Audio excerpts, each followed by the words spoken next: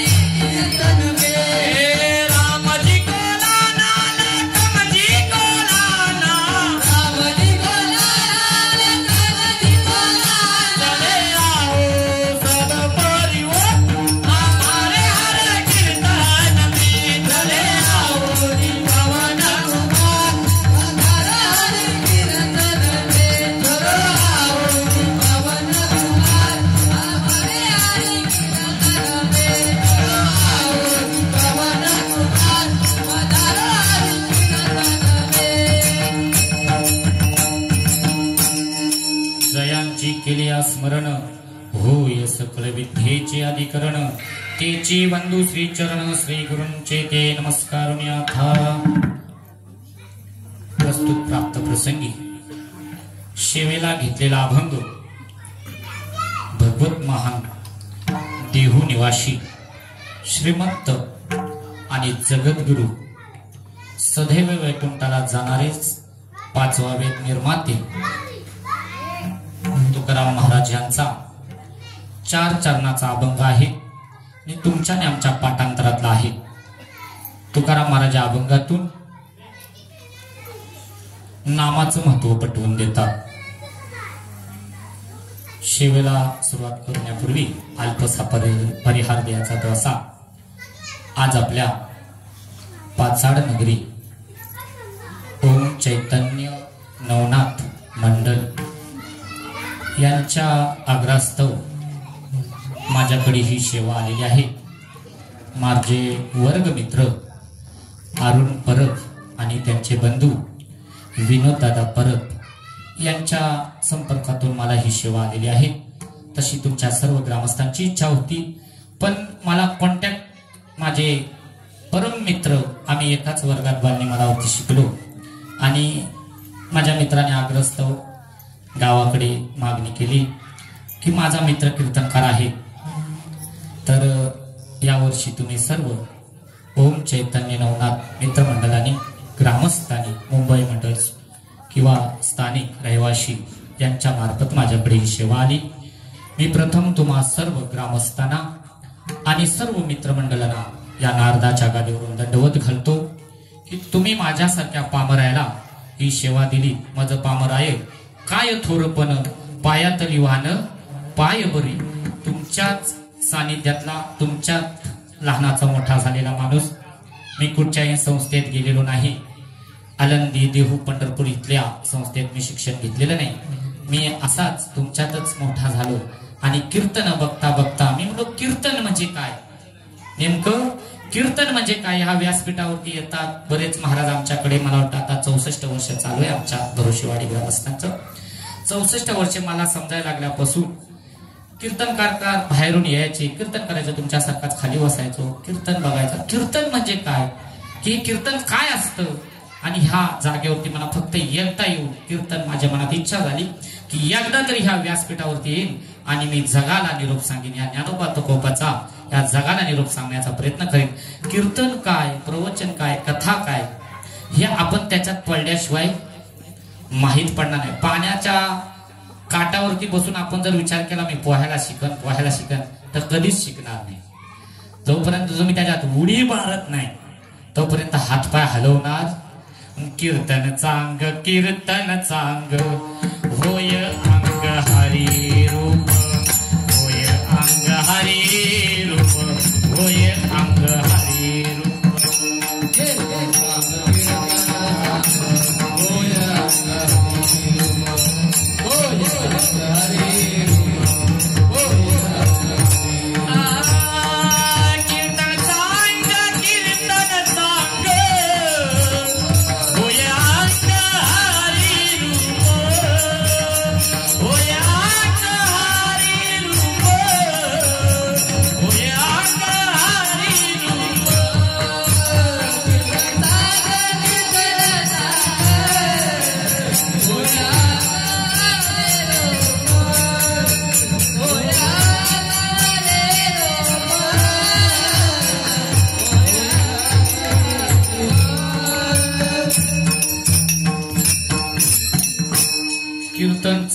कीर्तन चांग होय अंग हरिरूप।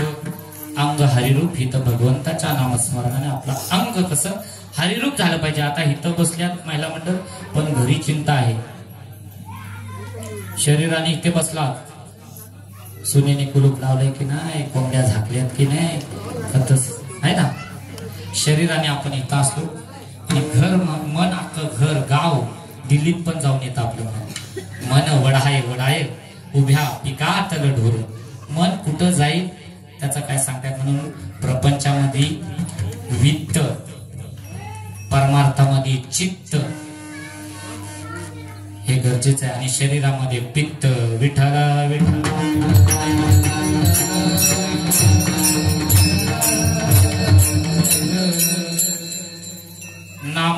आता उठा उठी होय संसाराची तुटी आय साला बांधा गाठी विठ्ठल पायी पडे मिठी. महाराज म्हणतात कृपया सर्व महिलांनी इकडेच लक्ष द्या. आपसात बोलून 1 रुपया जास्त वेळ घेणार नाही. फक्त 1 तास माझ्याकडे आहे आणि 1 तास नामाचं महत्व पटवून मला द्यायचं आहे. एवढ्या दुरून मला बोलवलात, त्याचं काहीतरी आपलं हिताचं झालं पाहिजे. उगाच महाराजांना बोलवायचं, पाकिटं भरायची आणि पाठवून द्यायचं. आपल्या हिताचं काहीतरी सांगता आलं पाहिजे. आपलं हित कशात आहे हे आपल्याला समजलं पाहिजे. हित ते करावे देवाचे चिंतन, हित ते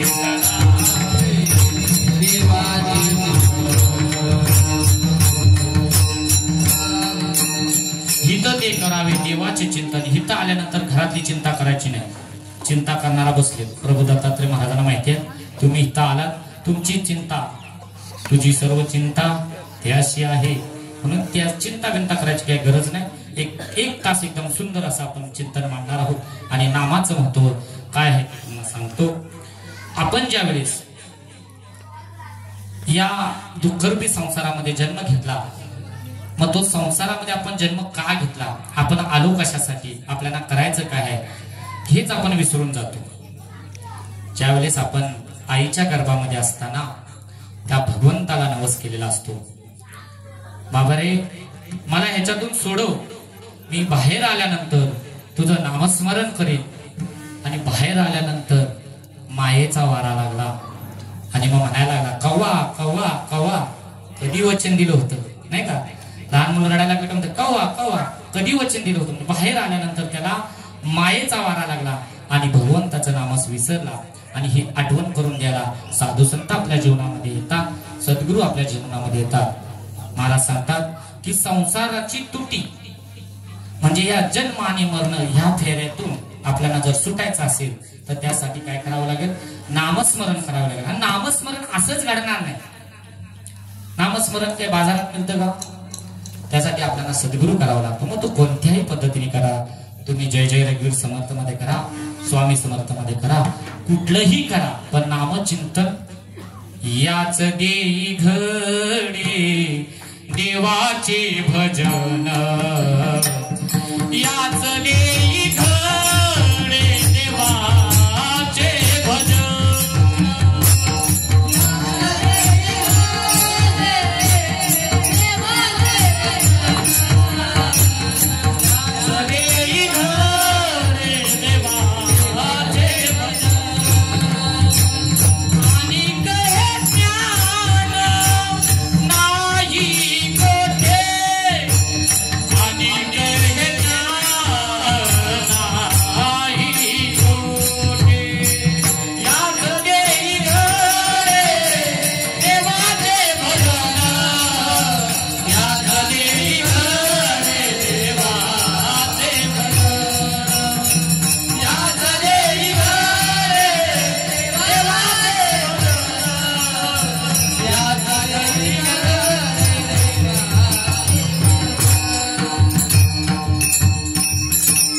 याच देई घडी देवाचे भजन, अनेक हे ज्ञान नाही कोठे.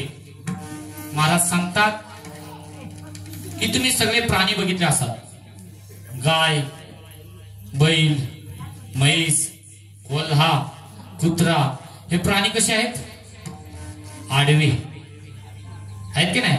आडवे हा एकच मनुष्य द्या असा उभा केला. भगवंताला वाटलं मनुष्य योनीमध्ये घातल्यानंतर हा भजन करेल, कारण गायी म्हैस कुत्र्याला भजन करण्याचा अधिकार तो फक्त याच देही घडे देवाचे भजन, आणि काही ज्ञान नाही कुठे. आणि कुठच्याही योनीमध्ये भजन करण्याचा अधिकार नाही, फक्त आपल्या मनुष्य योनीला हा जन्म जो आपल्याला मिळाला ना, पाप आणि पुण्य ज्यावेळेस समान होतं त्यावेळेस हा नरदेह मिळतो. आंधळ्याच्या हातात जसा कावळा मिळावा ना, तसा हा नरदेह आपल्याला मिळालाय. पण आपल्याला या नरदेहाची किंमत, भगवंताने हा देह दिला कशासाठी, तर भजनासाठी दिला. पण आपण त्याचा वापर कशासाठी केला, भजनासाठी. हे चुकलं का टाईम, किती काम असू द्या माग करून पहिलं, पण त्या भगवंताने आपल्याला नरदेह दिला त्याच्यासाठी नामस्मरण करायला आपल्याकडे वेळ नाहीये. मग हा कधी वेळ येईल किंवा कधी आपल्याला ही पद्धत माहिती पडेल, तर त्यासाठी पाहिजे सद्गुरू. तर तुकोबाऱ्याने सांगितलं हा संसार. आपण संसार कशाला म्हणतो तर मुलं बाल संसार ह्याला आपण संसार म्हणतो. पण साधू संतांनी ते नाही सांगितलं. साधू संतांनी हा जन्म आणि मरण या फेऱ्यातून जर सुटायचं असेल त्याला महाराजांनी संसार म्हटलेला आहे. आपल्यासारखं नाही गुड्डी गुड्डी हे ते पप्या पप्याची मम्मी हे आपला संसार. आणि आपण मुलाबालांसाठी राब राब राबतो. पण नंतर आपली परिस्थिती काय. हीच मुलं बाहेर वृद्धाश्रम मध्ये टाकतात ज्यांच्यासाठी काबाड कष्ट आपण करतो. आणि तीच मुलं लास्टला आई वडिलांना ज्यावेळेस बघायची पाळी येते ना तेव्हा तो तांदूळ पडतात ना मांडवातले त्याच्यावरती जो आई आई करणारा असतो ना आईच्या मागे पुढं नाचणारा असतो ना मुलगा फक्त मांडवातले तांदूळ त्याच्यावरती पडू द्या. स्वस्ती श्री गणनायकं गजमुखं मोरेश्वरं शिशितं. यातला का माणसं फेकून मारतात ना तांदूळ त्याचा अर्थ असा असतो माझं वाटोळं झालंय आता तुझंही होऊ दे. आणि असं जोरात फेकून मारतात आणि पप्याच्या टालक्यावर ते तांदूळ पडतात आणि पप्याची बुद्धी लगेच बदलली. पप्या होता नव्हता तेवढा आईचा एका दिवसात बायकोचा झाला. महिला मंडळ म्हणून मुलांना संस्कार द्या. मुलांना बैठकीला बसवा. मुलांना कथेला आणा. मुलांना हरिपाठाला आणा. कीर्तनाला आणा. जेणेकरून तो चांगला माणूस बनला पाहिजे.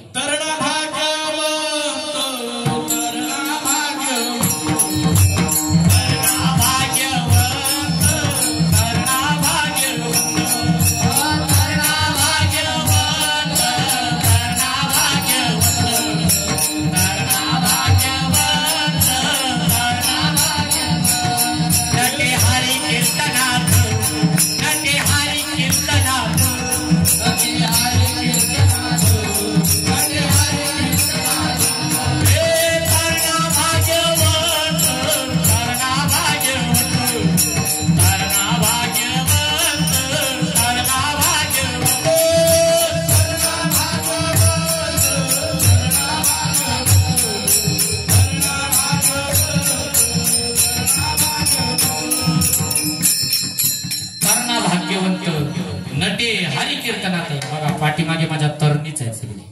आणि तुमचं मंडळ चालवणारे जे तरुण मंडळ आहे. तरुण मंडळ खरोखर धडाडीचे कार्यकर्ते असतात. म्हाताऱ्या माणसांना जरा त्यांच्या हातात कारभार देऊन बसा. पण म्हातारीला खोडीची हो. तुला येईलच का तुला जमलच का अरे बाबा देऊन तर बघ तुझ्यापेक्षा चांगलं करतील. कारण आताची मुलं सुशिक्षित आहे बरं जगामध्ये फिरतात. निदान काही नाही झालं ना कथा कीर्तन नाही केलं तुमच्या मुलांना चालेल. कीर्तन नाही केली चालेल. प्रवचन केलं नाही पण एक चांगला माणूस तरी बनेल. कारण काय या जगामध्ये आता उन्ही मी महाराष्ट्रात फिरतो पूर्ण रोज मला भेटणारे माणसं आहेत. आई वडील मुलांविषयी काहीतरी सांगावं.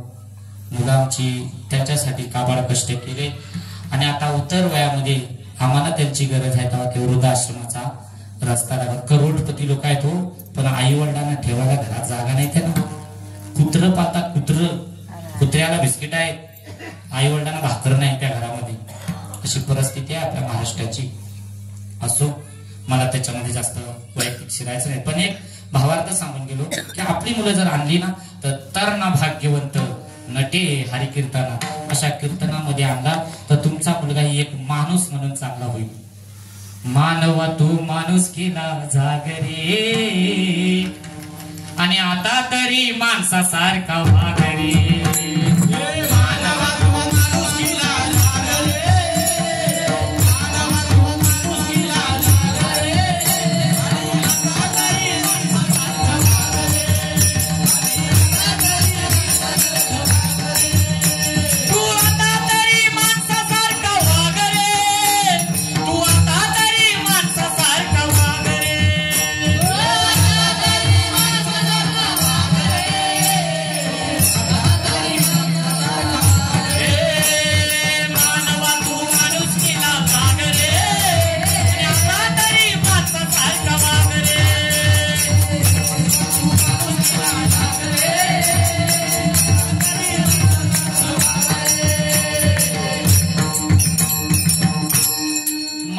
तू माणूस केला जागरे आणि आता तरी तुकोबाऱ्या सांगता आता तरी पुढे हाची उपदेश नका करू नास आयुष्याचा. पण काय झाले माहितीये का, माऊलीने बघा सुंदर ज्ञानेश्वरीमध्ये वर्णन केलंय. आपल्याला परमार्थ आहे ना हा कडू लागतो आणि जे विषय आहेत ना त्याच्यात आपल्याला गोडवा येतो. विषय विषयाचा परिपाडू गोड परमार्थ लागे कडू.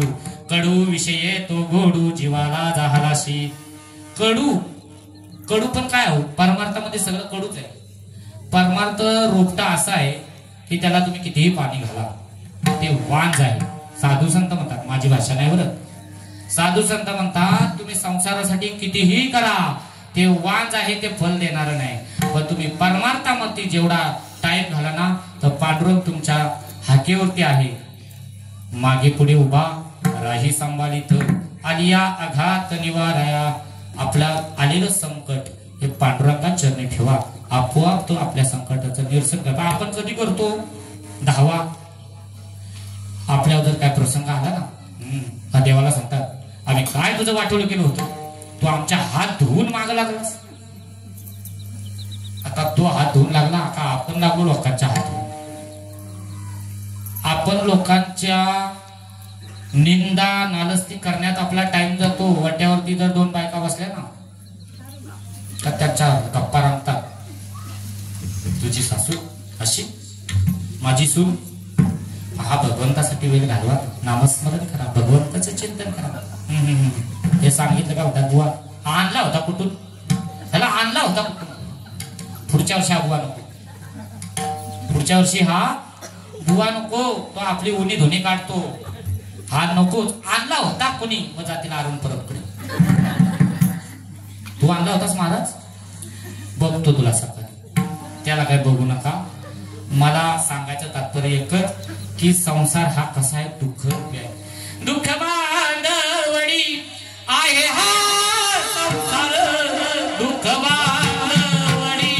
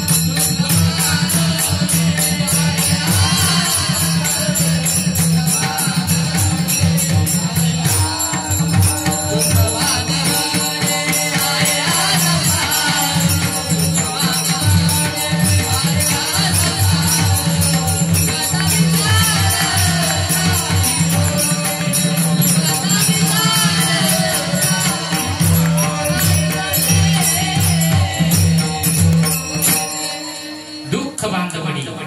आहे हा संसार आणि सुखाचा विचार नाही कुठे. बघा जेव्हा मी कीर्तनकार नव्हतो, प्रवचनकार नव्हतो, या क्षेत्रातच नव्हतो, ज्या वेळेस आपल्या जीवनामध्ये सद्गुरू येतात. आता तुम्ही सगळी बैठकवाले आहात, जय जय रवी समोर तुम्हाला माहितीच असेल, बैठक मीही केलेली आहे. बैठकीच्या आधीचा आपला जो व्यवहार होता, संसारामध्ये वागण्याचा दृष्टिकोन होता, आणि ज्यावेळेस आपण सद्गुरूच्या सानिध्यात आल्यानंतर आपल्या काय चुका असतात ना पहिल्याच भागात येतात. आपण करा सोडव संसार बंधन थोडा वेळ. आपण बैठकीत गेल्यानंतर आपल्याला असं नाही सगळं माझंच भाग निघतात की काय, कारण आपली शिल्लक असते ना तेवढंच आपल्या कार्ड आहे ना तेवढं आपल्याला मिळणार आहे. तुम्ही दुसऱ्याच्या नशिबाला नशीब घासू नका. बाजूवाल्यानं गाडी घेतली ना का आपली अवलाद हसत सुद्धा नाही, हप्त्यावर घेतली असेल तर तुला काय करायचं आहे, हप्ता तू फेडणार आहेस का? पण कधीच चांगलं बोलणार नाही. बाजूला घेतली ना का आपल्याला जलजलाट असतो बघा, तर तलाट जलजलाट मध्ये माणसं आहेत आपल्या, तुम्ही आणि सगळीच आहो ना. बाजूला गाडी घेतली का म्हणा कंपनी बरोबर नाही, तुला काय त्यातलं कळतं, हप्त्यावरच घेतली असं. अरे घेऊ दे ना राजा, आपला माणूस ह्याच्यातच मागं पडलाय आणि आपण एकामेकांचे पाय खेचायचं चाललंय. आपला माणूस कधीच त्याला प्रोत्साहन देत नाही की तू करतोयस ना हे बरोबर आहे, मी तुझ्या पाठीशी आहे, कधीही मदत लागली अहोरात्री हाक मार, हा मित्र तुझ्या पाठी. मित्र कसा असावा माहितीये का? मित्र वनव्यामध्ये गारव्यासारखा, दुःख अडवायला उंबऱ्या सारखा. मित्र वनव्यामध्ये गारव्यासारखा. वनव्यात आपण गारव्या पाण्याचं काम करायचं का रॉकेलचं काम करायचं? आपण उलट करतो. आपण जिथं आग लागली असेल तर पाणी नाही वाटत, रॉकेल करतो. राहू द्या, समोरच्याच वाटूनच झालं पाहिजे ही आपली भावना. मग शुद्ध ज्याचा भाव झाला दूर नाही देव त्याला. बघा, जयाचा भावार्थ जैसा तयास लाभ तैसा. आपल्या प्रत्येकाच्या भावार्थावरती आणि खरं भगवंताने भावच परमार्थामध्ये भाव सांगतात, शुद्ध भाव. जर तुमचा शुद्ध भाव झाला तर देव आजही इथं आहे, देव आजही इथं आहे. म्हणून एक सांगतो, 1-2 मिनिटाचं प्रमाण देव पुढे सरकतो. नारदाने भगवंताला प्रश्न केला, सगळ्यांनी लक्ष देऊन ऐका बरं. नारदाने भगवंताला प्रश्न केला की भगवंताला म्हणला तुला शोधायचं कुठं? आम्हाला जर एखाद्याची भेट घ्यायची असली तर बघा तुला शोधायचं नाही, तुझा पत्ता तरी सांगून ठेव. त्या भगवंताने सुंदर उत्तर दिलं. कमिटी झोपू नका बरं, सुंदर असं उत्तर दिलं. माझे भक्त गाती तेथे नारदाने उभा तेथे, नारदाने उभा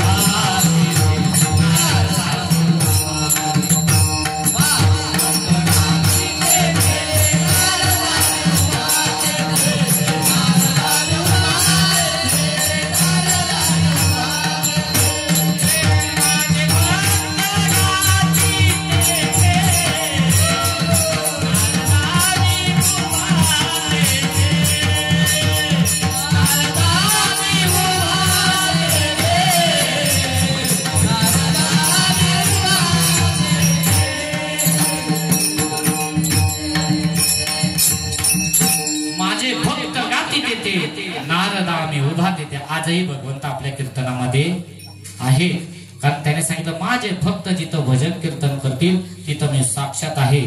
समर्थांना बघायचं झालं ना तर आपल्यातच बघायला. काय सांगितले? हृदयामधला देव सांगितलं नाही का? तुमच्या आमच्या हृदयातला देव सांगितला. का रे हिंडता रानोरानी, पुसा संतान शिजावणी, थोर संतांचा महिमा आला बहुतांच्या कामा. आपण तीर्थयात्रा वगैरे करतो, करावी तीर्थयात्रा, मी नाही म्हणत नाही, पण त्याच्यात आपल्याला भगवंत भेटतो का? निव्वळ बावळ्याचा बाजार आहे. पैसे खर्च करून जा, एवढ्या भल्या मोठ्या लाईनीत तासन तास उभं राहा. तेच खर्च करताना तुम्ही त्या कुणाला तरी गरीबाला अन्नदान करा, तिथं तुम्हाला भगवंत भेटेल, असं माझं वैयक्तिक मत आहे. कारण साधू संतान पण सांगतात का रे हिंडता रानोरानी, पुसा संतांशी जाऊन संतांकडे जा तुम्हाला देव भेटेल, सद्गुरूंकडे जा तुम्हाला भगवंताची रीत सांगतील. भगवंत असाच कुणाला भेटायला रिकामा नाही. बहुत सुकृताची जोडी म्हणून विठ्ठली आवड. असंच परमार्थ घडत नाही, त्यासाठी जन्मोजन्मीचं पुण्य लागतं. एका जन्माचं पुण्याने तुम्ही बैठकीत बसूच शकत. जन्मोजन्मी आम्ही बहु पुण्य केले, जन्मोजन्मी आम्ही बहु पुण्य केले, जन्मोजन्मी आम्ही बहु पुण्य केले.